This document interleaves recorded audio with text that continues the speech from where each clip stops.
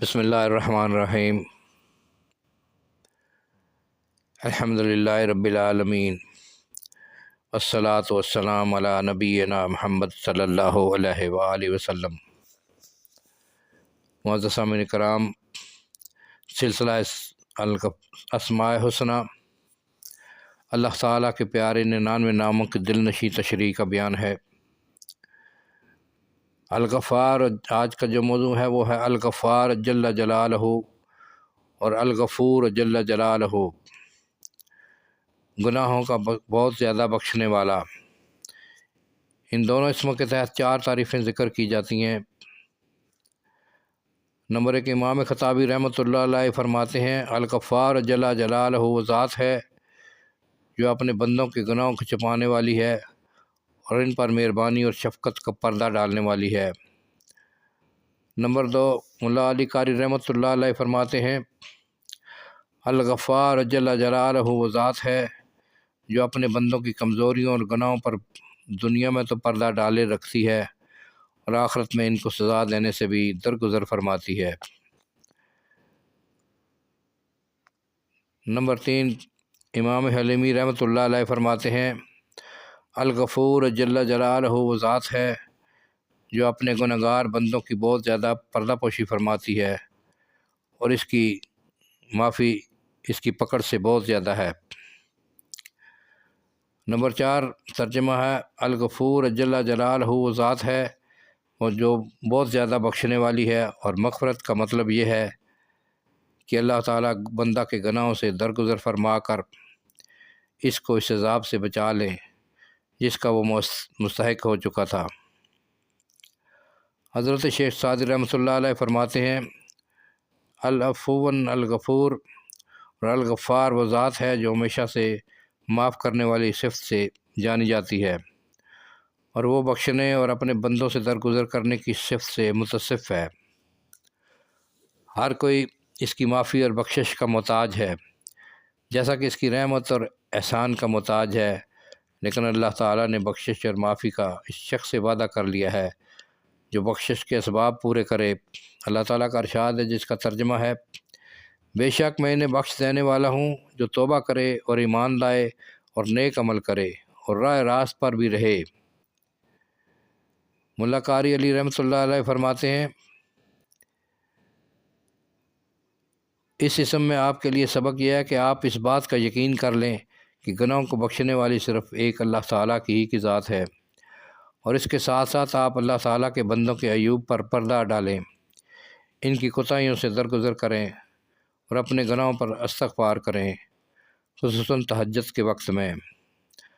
اللہ تعالیٰ کا نام الغفار جل جلالہ اس لیے ہے کہ وہ اپنے بندوں کے گناہوں کو چھپا دیتا ہے۔ چھپا دینے کا مطلب یہ ہے کہ ہم لوگ گندی قابل نفرت چیز پر مٹی ڈال دیتے ہیں اور اللہ پاک ہماری آلودگیوں کو اپنی بخشش اور بخشائش سے معذور فرما دیتے ہیں۔ اللہ تعالیٰ اپنی اس صفت کو قرآن کریم میں اس طرح بیان فرماتے ہیں وَمَن يَعْمَلْ سُوءًا أَوْ يَظْلِمْ نَفْسَهُ ثُمَّ يَسْتَغْفِرِ اللَّهَ يَجِدِ اللَّهَ غَفُورًا رَحِيمًا۔ ترجمہ ہے اور جو شخص کوئی برائی کرے یا اپنی جان پر ظلم کرے یعنی گناہ کرے پھر وہ اللہ سے استغفار کرے تو وہ اللہ کو بخشنے والا مہربانی کرنے والا پائے گا۔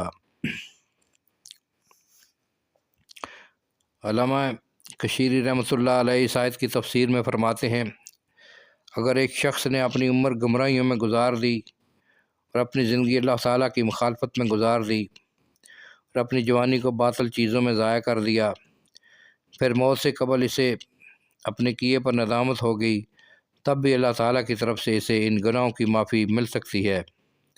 اللہ تعالیٰ نے قرآن کریم میں 91 مرتبہ اپنے لیے اسم مبارک الغفور کا استعمال کیا ہے اور اسم مبارک الغفار قرآن مجید میں 5 مرتبہ آیا ہے۔ نمبر 1، اللہ العزیز الغفار۔ دوسرا ہے وَقُلْتُ اسْتَغْفِرُوا رَبَّكُمْ إِنَّهُ كَانَ غَفَّارًا۔ نمبر 3، عاقب الذنب وقابل التوب شدید العقاب ذی الطول۔ بعض صالحین فرماتے ہیں الغفار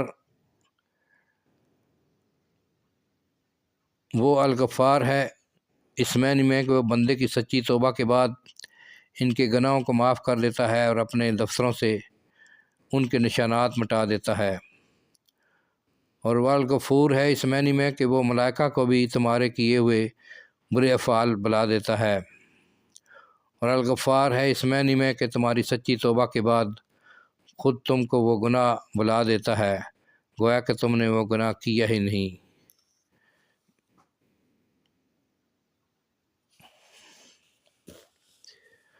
جو شخص برائیوں سے چشم پوشی اور خوبیوں کا اظہار کرے اور وہ اس اسم سے پورا بہرہ مند ہے، جیسا کہ روایت ہے کہ ایک بار حضرت عیسیٰ علیہ السلام اپنے حواریوں سمیت ایک مردہ کتے کے پاس سے گزرے جس کی بدبو پھیل رہی تھی۔ لوگوں نے کہا یہ مردار کس قدر سزا ہوا ہے لوگوں نے کہا یہ مردار کس قدر سڑا ہوا ہے۔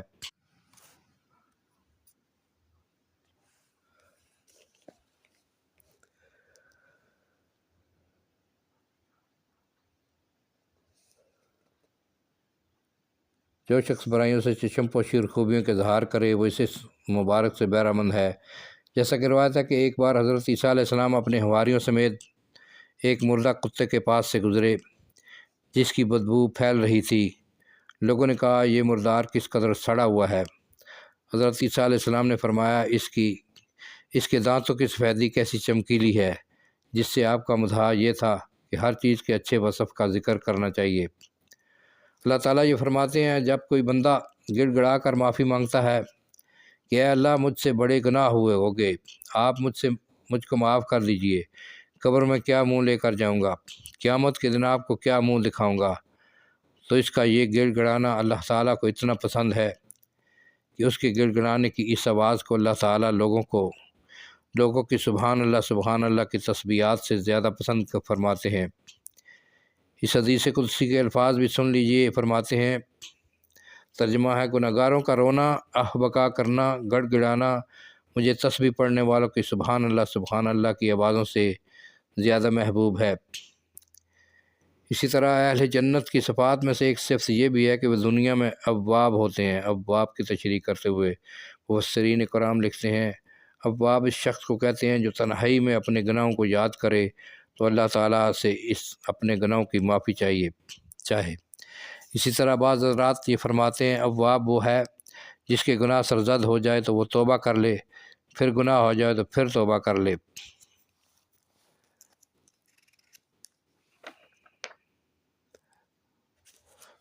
سامعین کرام آج کی ویڈیو میں یہیں پر ختم کرتا ہوں، بیان تو اور بھی کافی لمبا ہے تو ویڈیو لمبی ہو جاتی ہے، چینل کو سبسکرائب کر لیں، انشاءاللہ آنے والی سلسلے میں ویڈیو آپ کو ملتی رہیں گی۔ السلام علیکم ورحمۃ اللہ وبرکاتہ۔